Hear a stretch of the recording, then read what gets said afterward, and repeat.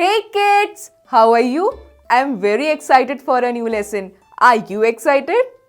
Great. So today we are going to learn about pronoun us. So us is an object pronoun which receives the action in the sentence.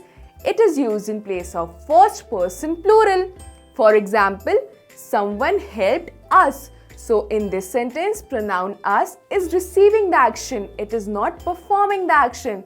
Therefore, it is an object pronoun. So let's see some examples and make the concept of object pronoun us clear. So Rudy, our first example of pronoun us is he waved his hand at us. So in this sentence, we have used the pronoun us because we are collectively talking about many people in object position, which means the pronoun us is receiving the action. I understood. Good. So Rudy, read the second example.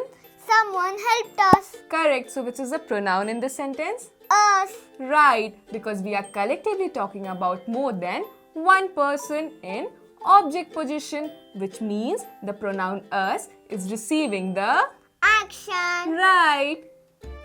So Rudy, read the last example. This garden is owned by us. So which is an object pronoun in this sentence? Us. Why? Because it's receiving the action. Right, and we are collectively talking about more than one person. So, I hope you are very clear that what is pronoun us.